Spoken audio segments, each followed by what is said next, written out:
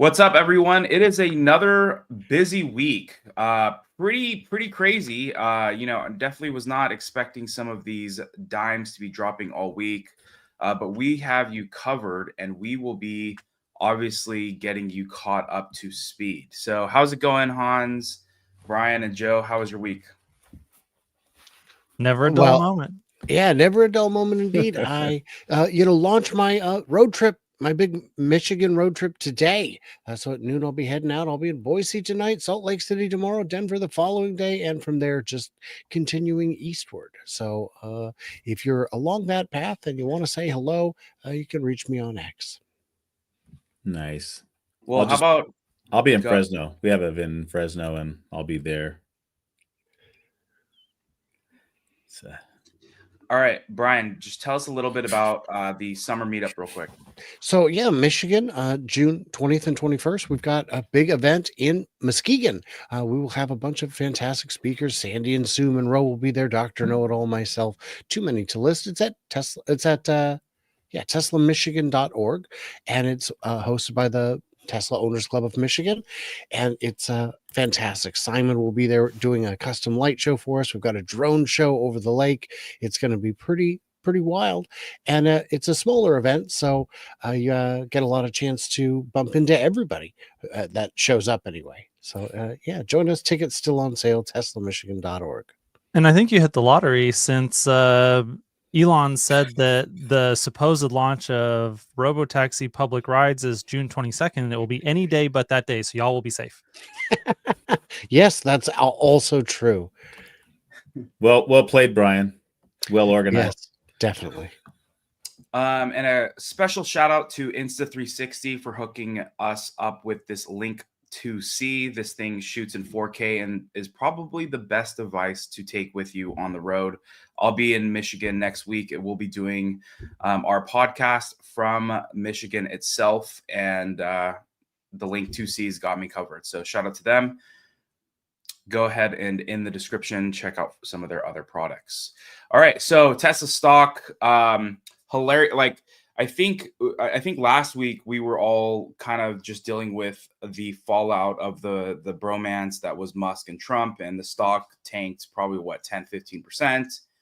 And then as things continue to mend, but it's just the Tesla ride. Some of us bought leaps, other people sold.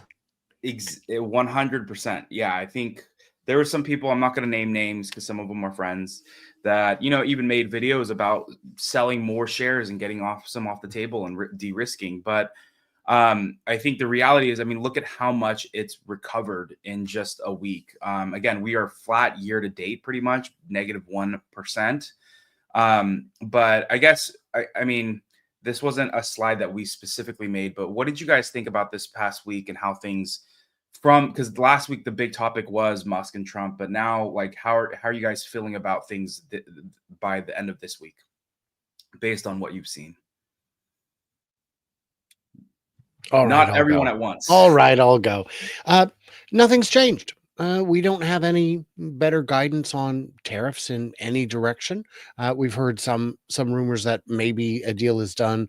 I'll believe it when I see it. The deal that I've seen doesn't look all that exciting or great. But yeah, it'd be interesting to see where it's going. But we just don't have any information. I think the market got very emotional. I think when you invest emotionally, your odds of success become no better than a coin toss, and in many cases worse. So if you want me to get upset and consider selling my Tesla stock, what I need is for you to start talking about actually paying dividends. I don't want that. I'm not investing in that company. I want a company that reinvests. Have the 120,000, 130,000 Tesla employees worldwide done something to upset me? Not that I'm aware of. Maybe that's possible, but no, I think the company is on the same path it was a week ago, and the news just keeps coming out. We keep hearing good things. We keep seeing so many exciting things that we'll have to get to them one by one in the show. And I'm excited. Yeah. Go ahead, Hans. And like to talk about the Elon and Trump relationship, like, it's going to be volatile. It's going to have ups and downs even from here. Like, it could still have more, very explosive, very emotional outbursts at points in time.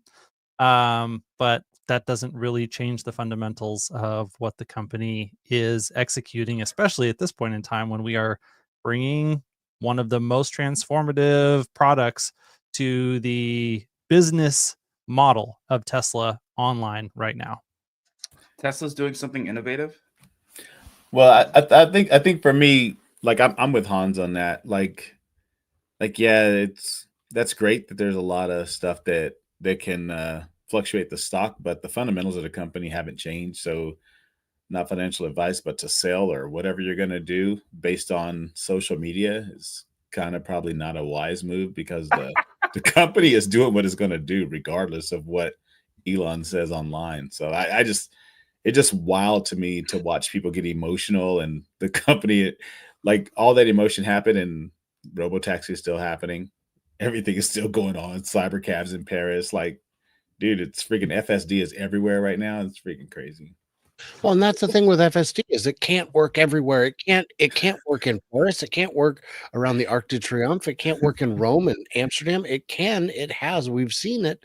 And anyone with experience on version 13 understands that it's capable in a lot of scenarios where you wouldn't expect it.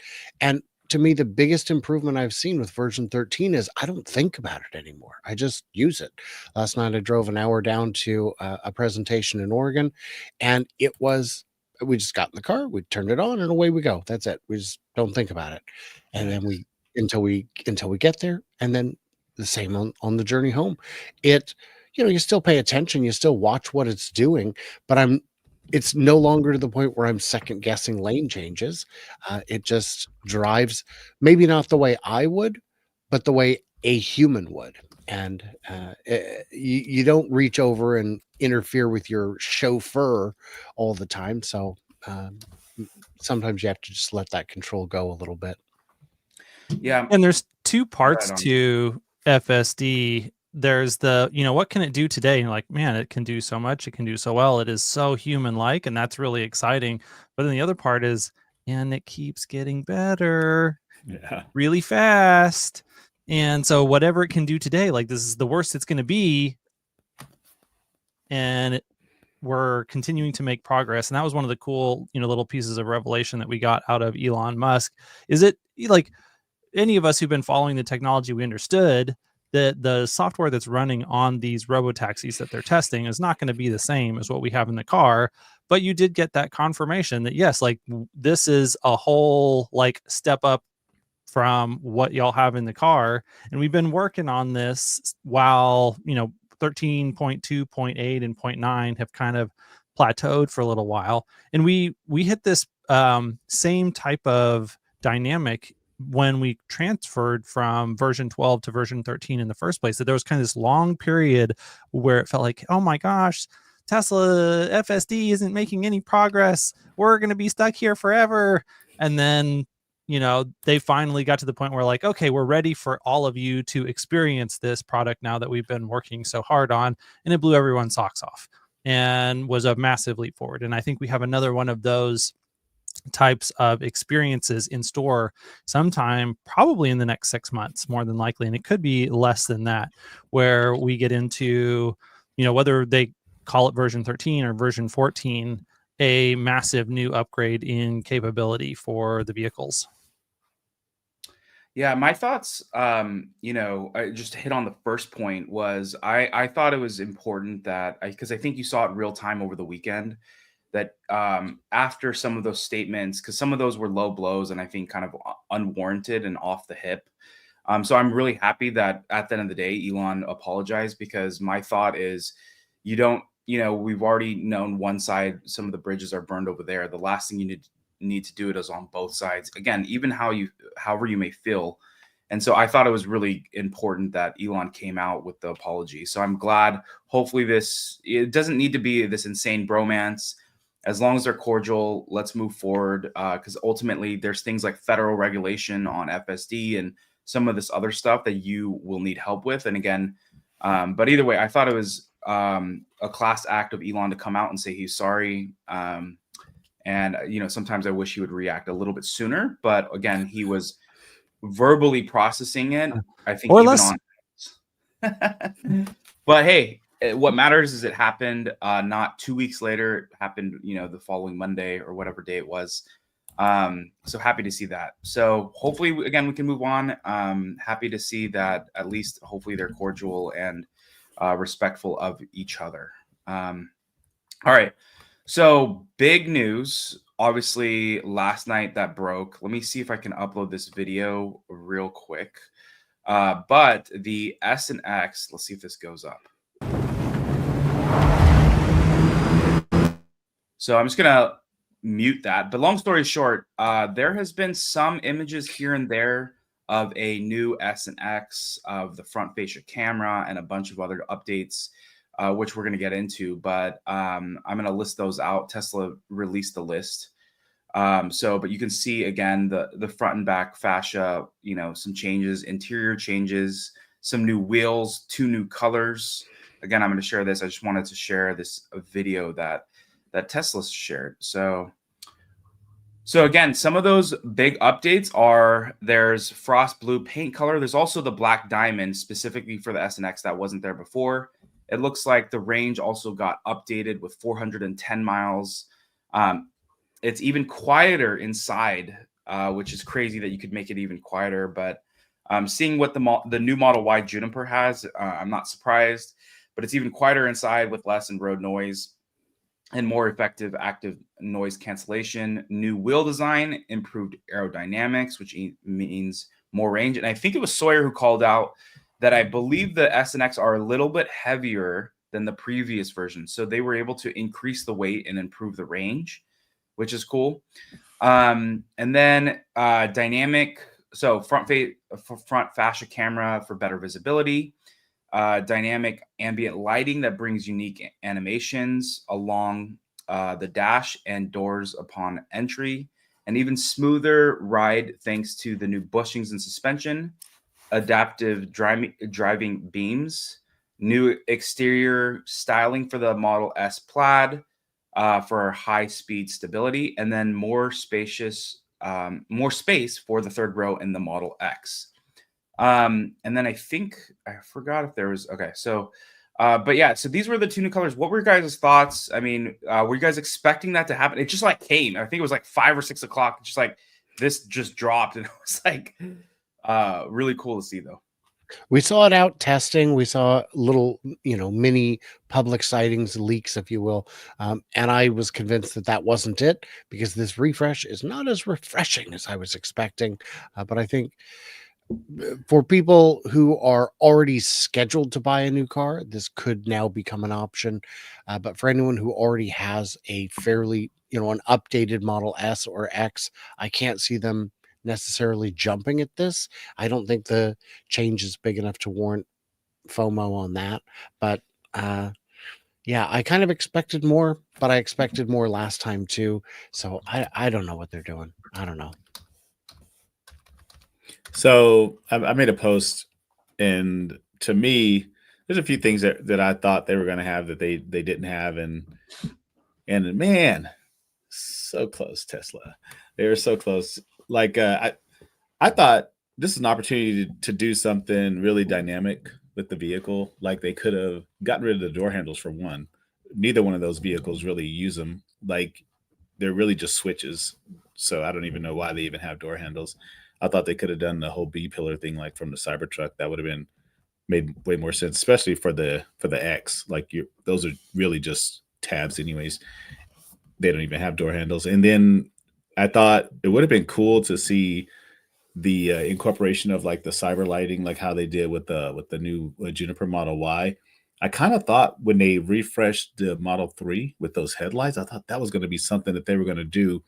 For those of you who might not remember, because I'm super old, the original Model S, the prototype Model S, had lights like what you see on the Model 3 now. They had something like that, only it was blue, but it was a similar, almost identical design or whatever. It kind of moved up a little bit, but it was it looked like that. And so I kind of thought they were going to carry that design language through on the Model S and complete the light bar across the front fascia. I thought that would have been cool.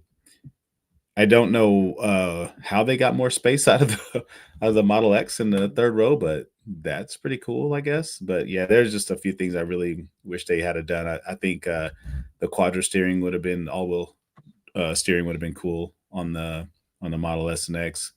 A lot of the luxury vehicles, or at least steer by wire, even if I- you're only going to do I two don't know wheels. if it doesn't have steer by wire, because in that video he's not turning the wheel much when he drifts those turns. So maybe it has it. So I don't know, but yeah, that's gonna be, there's just a few misses. But yeah, I'm not gonna buy one anyway, so it doesn't really I mean, I matter, think but- this underscores a point that Larry has been making, that Tesla has really pivoted away from the core auto business, that they are a robo-taxi company. And so these types of projects are just low priority, and they don't get as much love. Like the time and energy and resources of the company are all being poured into robotaxi, making that work. So both on the current Y and 3, and getting the cybercab prepared, and then whatever these supposed lower cost vehicles that are going to be made on, like, that's what I was expecting, hoping for, this month. Maybe we'll still get something, maybe not, we'll see. But yeah, it's just like, yes, they made it better, but is it what Tesla could have done with those vehicles? Yeah, absolutely not. Like, and yeah, especially thinking about, man, if you do you want to pay that much for a car that doesn't have some of those features that the Cybertruck has? And I don't know, maybe that's a reason, they didn't put them in there as some differentiation to try and push some people who want those things specifically to go towards the Cybertruck. But yeah, I mean, it's definitely, it looks nicer, it's updated, it's new, it'll capture the part of the market that they just want the new thing, and they like the Model S, they like the Model X. But it's definitely not a groundbreaking, new refresh. Yeah, I think they get kind of scared in some senses on some of those things, like those legacy vehicles. It seems like they really don't want to change them much. Whereas, I mean, they changed that Model 3 dynamically, and it's just a front fascia that really looks different. And the same with the Model Y. Those are the same doors from the side anyway. You wouldn't really be able to tell, but those front and rear ends are just like completely different. And I thought, man, they could have done something just so simple like that with the S and X.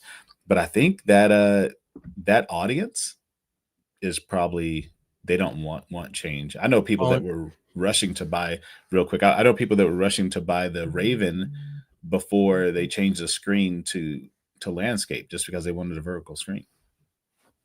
Brian, you may understand this better than I do, but I think some of the challenges are also just the manufacturing lines that exist for the S and the X are just not that adaptable and changeable. And I think, the lines for the 3 and the Y maybe are a little bit more flexible. So yeah, Brian, how much does that play into this? I don't know that it plays into it. I think if you look at last year's Honda or Cadillac versus this year's, they can make them quite different on the same line. The line isn't as flexible, and it's not running anywhere close to capacity. My pet theory, and I'm still hopeful for this, though I've seen no evidence, is that this line will go from making S and X to making S, X, and Roadster. That would get it at least closer to capacity. It would at least bring some excitement back. But I too was expecting some more Roadster inspired design cues on the S, like make it a bit more like the Taycan, for example. I've seen people on X argue, well, yeah, but car is already perfection. You don't mess with perfection. You do if you want to sell more. So, I mean, the 911, while being kind of the same shape since forever, does change pretty radically through each generation, and that's what you need to do. But what do I know? This is not a high volume car. And I think they'll just continue making it until such time as that line can no longer justify a single shift per week. As long as it's a shift a week is full, the it just prints a little bit of money all the time and makes some people happy and keeps you in some segments that you're not already in. And to address your question, Joe, about where do you get more space in a car that's the same size, they probably just move the third row back an inch or two, so you have less cargo. It's just a different compromise, but yeah, we'll see. I definitely was expecting, if not 48 volt and steer by wire, I was expecting. I mean, power share would have made it useful. I know I've got a buddy in Portland, in Milwaukee Electric, who bought a Kia because he needs power share. It's for him. It's part of his business. It's what he needs to do, and he would have bought a Tesla if he could have, but for business purposes he couldn't. So yeah, I'm hoping we keep moving forward on those things, but I don't see the factory itself as the obstacle. Yeah, Interesting. my thoughts on the new S and X. Yeah, I mean, I personally like. I've had 2 Model X's. I would have loved to see, more of the things that are not only on the 3 and the Y, but also on the Cybertruck, like the 4-wheel steering or the steer by wire. Even if you included some of those things, they included the front fascia camera. But even if they did the steer by wire 4-wheel steering, like that would still change the drive capabilities significantly, that it would feel like a different car.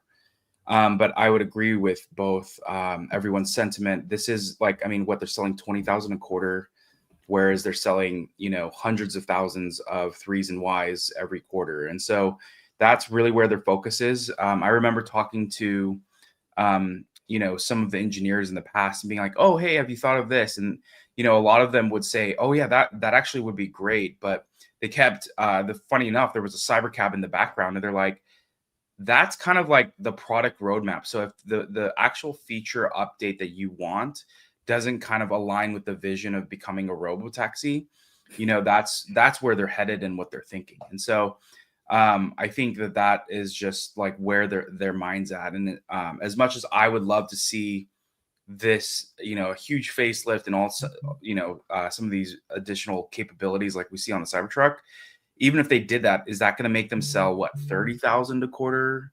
It's not, Right. That's just kind of their mindset. And again, if we remember, at some point they'll, release a couple of more models, which might even be a lower cost car outside of the Cybercab, or like more family SUV. That's where they're thinking is like, where are they going to continue to be able to drive volume, versus, some of these small, these small things, even though this was originally their bread and butter. But now they're ramping. Now of course they're still doing R&D, but it's just not the same. What's crazy is even at the Hans, even No at worries. the 15 to 20,000 units, or 10 to 20,000 units per quarter, that is still significantly greater than a lot of other companies who wish they had those type of numbers. But go ahead, Hans. Yeah, the only thing I was going to say is, while it can be a little bit frustrating if this is the car that you want and you wish that this car was a little bit better, like that's a very small number of people. And what's best for shareholders is that the company focuses their time, their attention, their energy on making the Cybercab an exceptional product and capable of just removing our need to drive. And then, so many of these concerns just evaporate. So, yeah. No one needs your common sense, Hans. I feel like I do. He's a good voice. I'm sorry. All right. Joe, to you. There's a contest happening. If anybody wants a car, you can pick up one of these new Model Ys we were talking about. So, announcing the Tesla Vision Fan Video Showcase, Tesla owners and supporters. They see how they differentiated, because not all. Okay, so anyway, have always been able to see our products and mission for what they truly are. Your word of mouth has made Tesla what it is today. The OGs will remember that in 2017, we held our first video contest. 8 years and many products and features later, we're holding another one. To participate, submit a homemade video showing how your Tesla gives you more in life, more freedom, more safety, more fun, more convenience. This is the Tesla Vision. It's there's a link for that I'm pretty sure we can put in the show notes. But yeah, I think it's pretty cool. In 2017, for those who may not remember, this was MKBHD.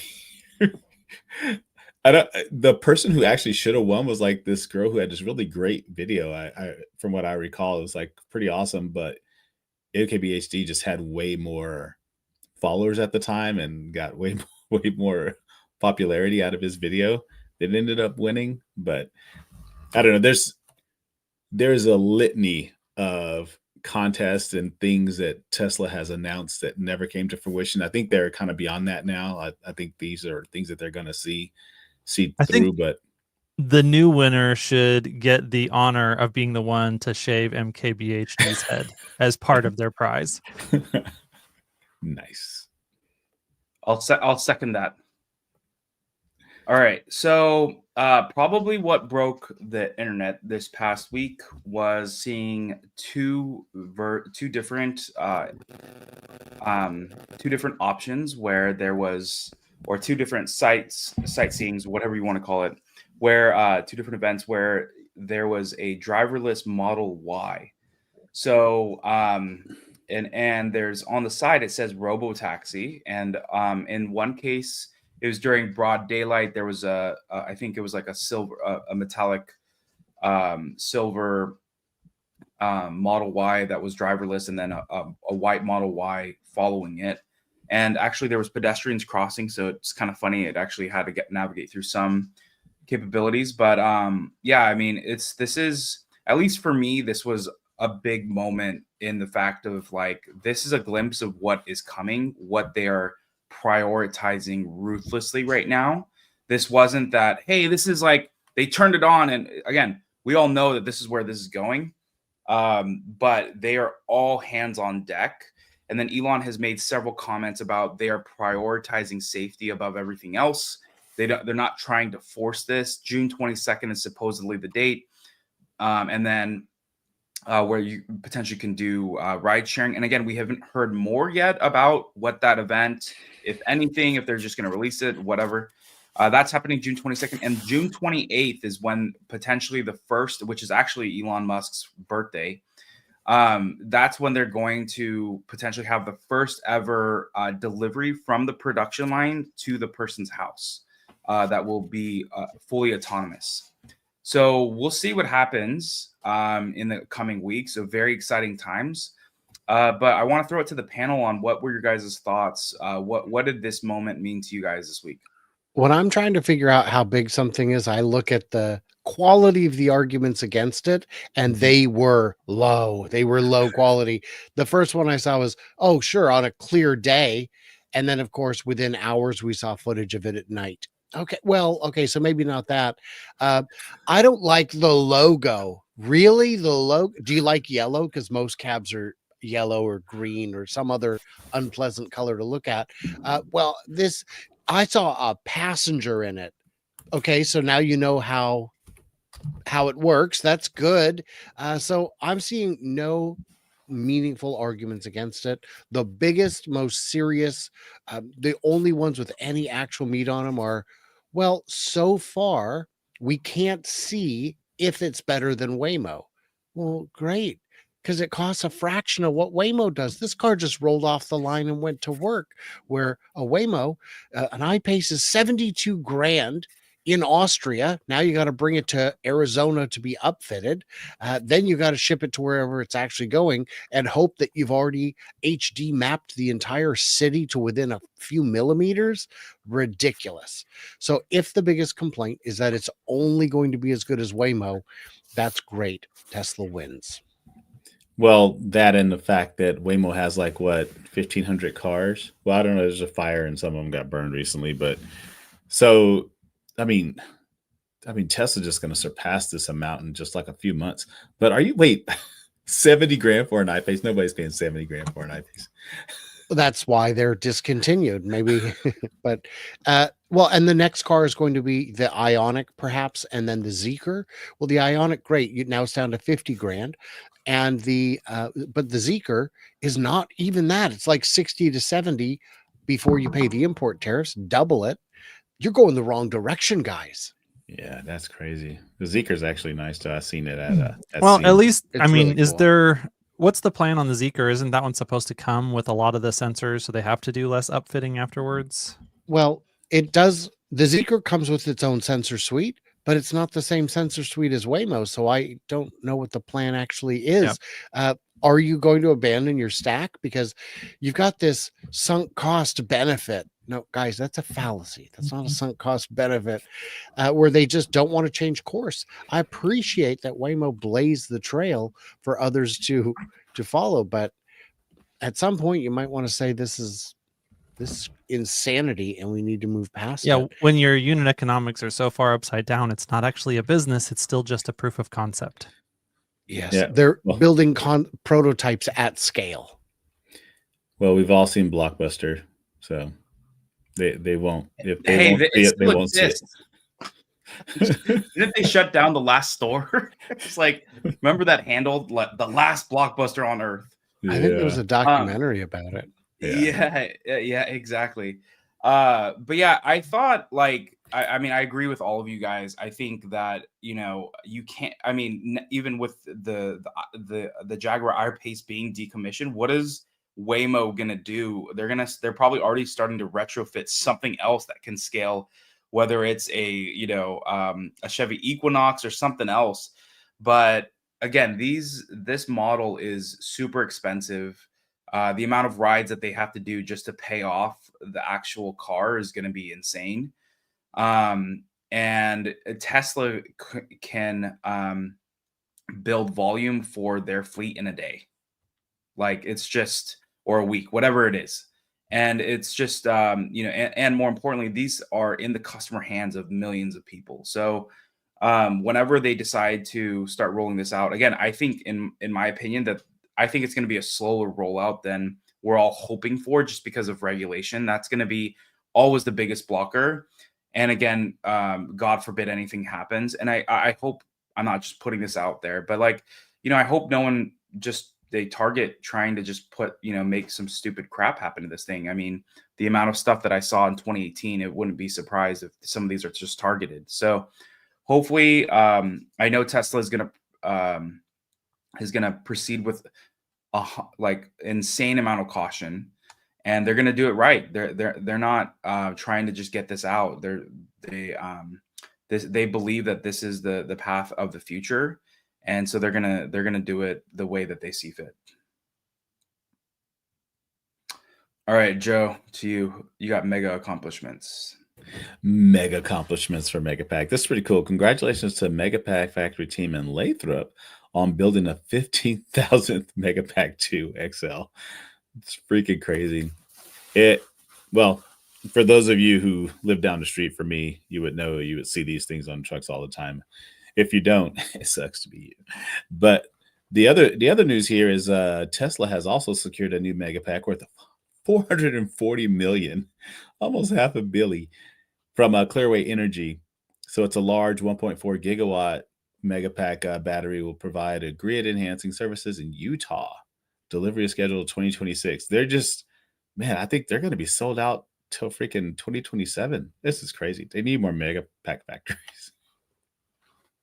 And really what they need is more cell supply, because as much as you there was a time when twice in a year Elon said we are not cell constrained.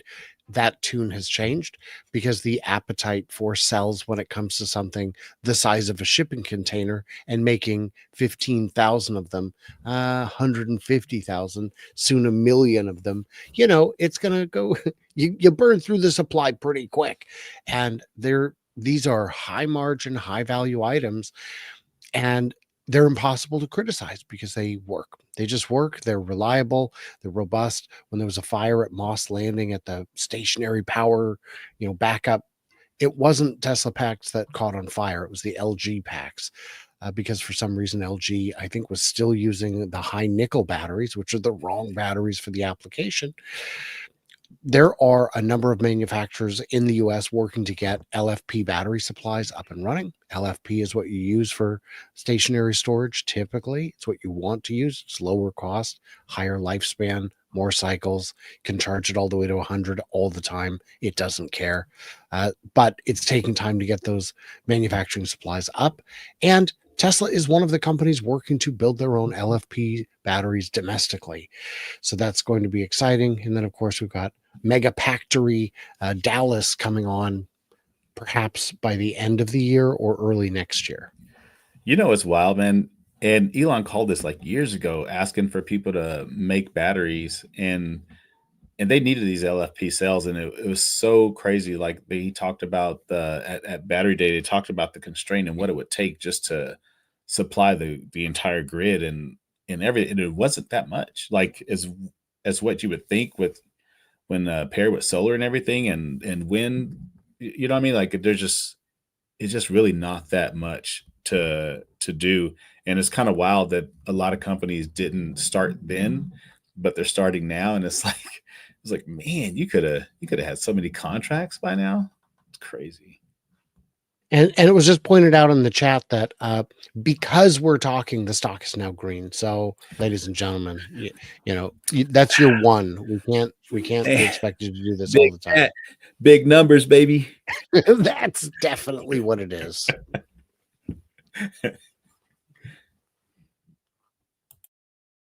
I'm like trying to check the stock right now, but let's keep it moving. All right. It's hard to say goodbye to Milan. Milan, thank you. So he put out a post over the past 9 years. I've had the immense privilege to work hard with some of the most brilliant minds in AI and engineering. I've built friendships that will last a lifetime. This week I had to make the difficult decision of moving on. So he was the head of Optimus, from my understanding. And so, obviously playing a huge role in getting this to where it is. I mean, again, I don't know what's happening on the back end. I feel like this is kind of also just, it's like the start. And it seems a little like I would have, if you're building this from the ground up, you would want to see this stuff. I would love to see it hit production, but 9 years at Tesla is like 18 years anywhere else. So who knows what the story is. And Elon replied and said, thank you for your outstanding contribution to Tesla over the past decade. It was an honor working with you. Enjoy the time with the family. So yeah, I think he's probably going to go on to create a robot recycling company.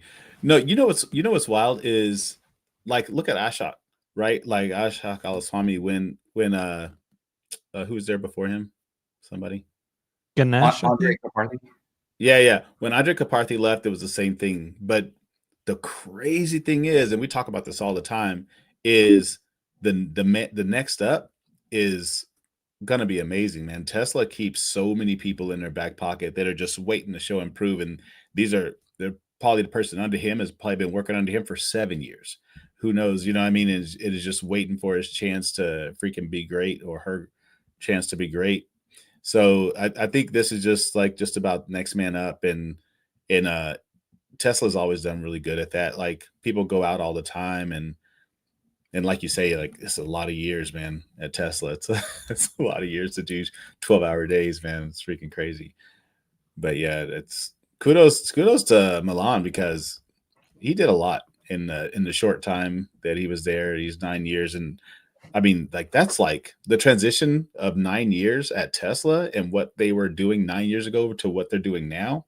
Crazy work. Crazy. Yeah, because you're talking 2016. So yeah. And the thing is, well, go ahead. Well, I was going to say there's a lot of reasons someone might leave a company.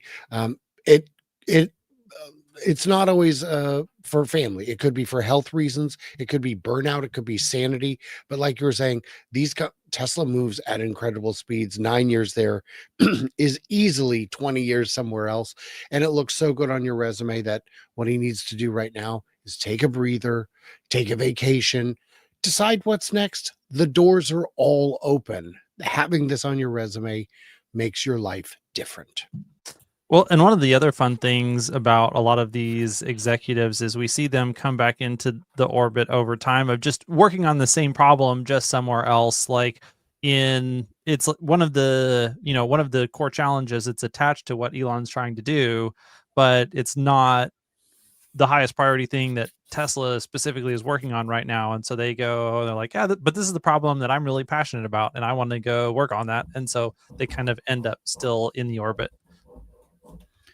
Yeah, so I wanted to mention two things. So the first thing is just how Tesla and their engineers they work, right? So their engineers, not only are they building stuff like ideas on a computer, but the next thing that they have to do is they have to come and stand next to the production line and see, okay, this was the idea, this is it actually happening, and that's what separates these engineers versus being someone that kind of sits up at, like, one of the exec levels and kind of comes up with an idea and says, hey, go make this happen. And there's not really that transfer. They're sitting up in some high and mighty corporate office, and that's what is really unique about these engineers. So when you think of someone like Milan, whoever's next in line, I do know from my understanding, Ashok, I think, is taking over the Optimus project. But either way, like, the next guy in line has been in the weeds just as long, not maybe as long, but enough to really understand what all of the details are. They're not going to miss a beat on that, right? Just because of how deep you need to go. And that's, again, Elon's method. That's how he gets problems done. And then to comment really on what you said, Hans, too, is that when you think of like Redwood Materials, right? When you think of what JB was doing and how he started Redwood Materials from Tesla, because he's one of the co-founders, he saw how much of the battery was just essentially being wasted. Because when you think of $100, if that $100 is how much it costs to make a Model 3, 15% of that is of the cost of making that car is the battery, and then 80% of the $15 is literally the cathode. So he literally saw, wow, I just see all this, like, 80% of the $15 being just like wasted. Like, we can recycle that. That's just, and that's what he ended up doing. So exactly what Hans was saying, they end up solving potentially a problem that may not be, something that Tesla is going to solve, but that they see that's happening as they're literally getting their hands dirty and wet. All right. FOMO Joe, to you. This is actually to Brian. Tesla China numbers are down. Sales are still leading, though, Brian. Explain how Tesla could still be number one selling in the Model Y, but 33% down year over year. So yeah, the market is down. China deliveries are down, not just for Tesla, for almost everyone. I think one or two of the brands had positive numbers. All of the others had double-digit decreases year over year. There's economic uncertainty. People are holding back on purchases, and other people are just incapable of making them when otherwise they might have been. So what we're seeing, though, is still strong numbers. Tesla is still exporting. They're still adding new markets that are served by Giga Shanghai.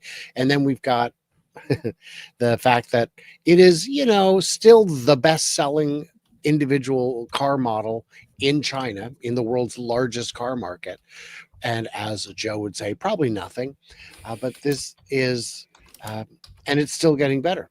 There is always, there's a new price war in China. There's always a price war in China.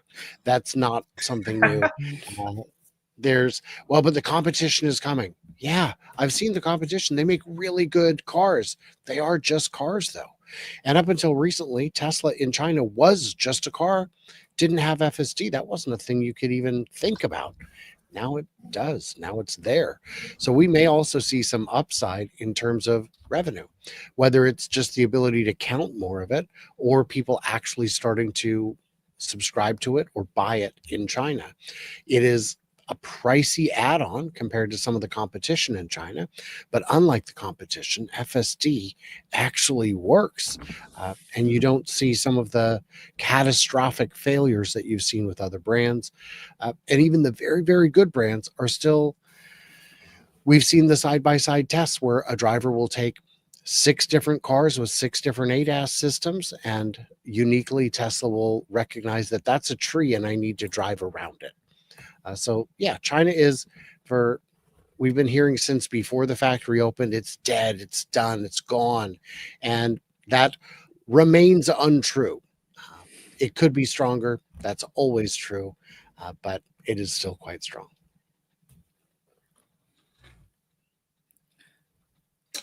All right, so we've seen a couple of these videos. One of Tesla driving around in Rome, Italy. So that was cool.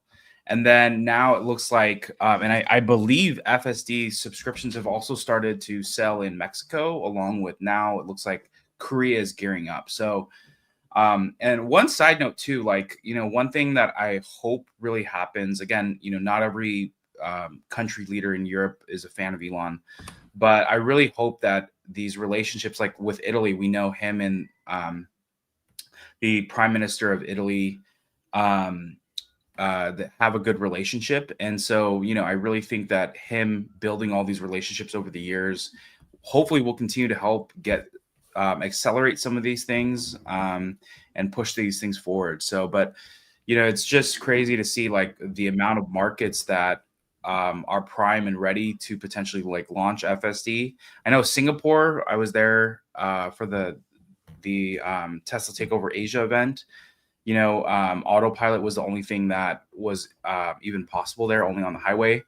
So yeah, it's really, really cool to see some of the videos that are going out. But Tesla continues to get ready in various markets for FSD. Yep, it's happening. Crazy.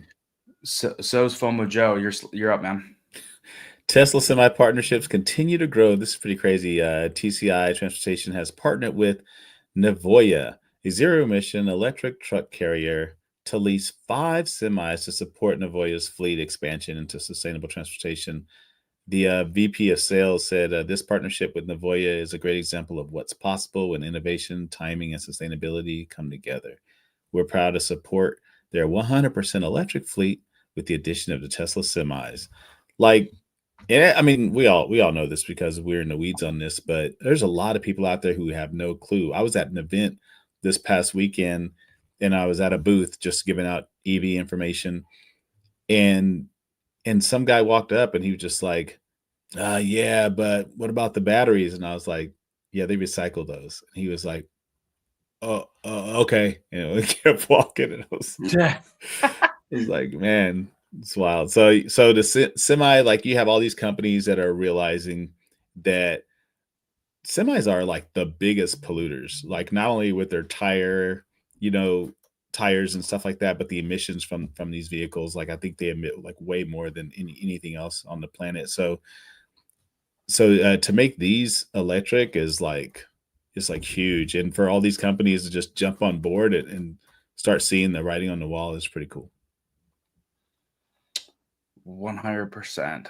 All right, so this slide was supposed to show a video, but we added the videos embedded within, and it looks like yeah, you can't play them unless they're probably in the file. But either way, so Tesla had, or sorry, in Paris, France, I believe it was like Viva Technology. There was like a huge conference there, and they had a chance to unveil the Cybercab in Paris. So it stole the show for sure, based on what the videos you could see. A lot of people excited and hyped about it. But definitely, again, this is the future. And I mean, again, who knows Europe? I think what's really sad, I think, in the European market, like here, at the end of the day, some of the competitors have a lot of similar features as, let's say, Tesla. But what will continue to separate it is not only how they're getting the updates and the software, the UI, obviously, but really just FSD. Like that will always be the game changer. And then obviously safety and all that other stuff. But in Europe, it's like the autopilot features on some of these other cars have all kind of caught up. So really, there's not that bleeding edge technology to be like, hey, let me go out and buy a Tesla because it beats the competitors, because it's literally limited by software. So, I mean, I would definitely have FOMO if I was literally living in Europe and watching these FSD videos. And I know a lot of good friends out there who come here and experience it. But it's good that they're able to do that. But outside of that, it's just who knows when this stuff is going to come. Man, imagine the crowds that gather around the freaking Waymo. Huge. Yes, but how can they spot it? It's so subtle. Every time I see a Waymo, or whenever I'm in SF and I see a Waymo, I'm just like, you don't need all of that because I'm in my car and I've been driving around the city without touching a steering wheel, and I don't have all of that. It's wild. Every time I see one, it's like, what the heck? It looks like the prop department wanted to make a car futuristic, so they just started gluing on panels from appliances at Walmart. Oh my gosh. At least they found something to glue it. Go ahead, Hans. It's like autonomous car acne. Oh man, that's a good one. I do All feel right. bad for them though, because because they stand out so bad, then they attract a lot of that negative attention for people that are mad at autonomous vehicles. And so, we've seen that before, and then obviously that got way worse this past week when they got summoned and then torched. And I feel bad for the cars. I feel bad for Waymo as a company being targeted like that. I'm hoping that that's going to be less of an issue for Tesla, because the cars are not going to be such a sore thumb sticking out, especially in this phase where we're using mostly the Model Y. Yeah. If we use Model 3 for that as well, we'll see. It'll get a little bit more pronounced once the cyber cabs rolling around and they're gold. They don't look like, hey, I'm a retarded car, look at all my spinny things. But they do. I don't think you're allowed to call them cars.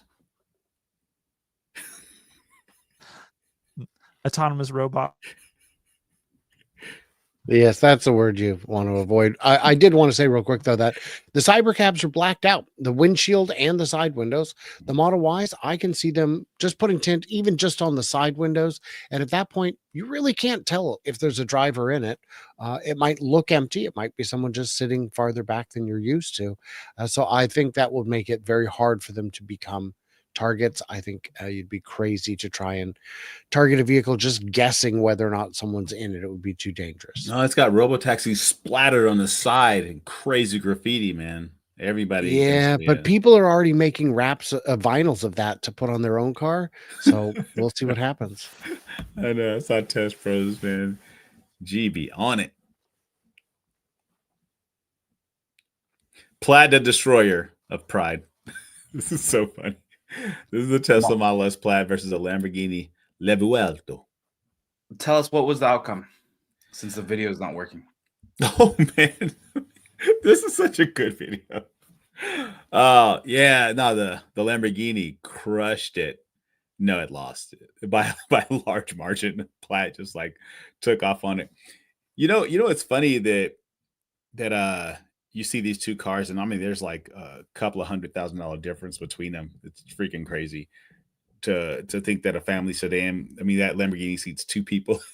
The Plaid is like 5-passenger family sedan hatchback that just freaking blows the doors off. It's pretty crazy.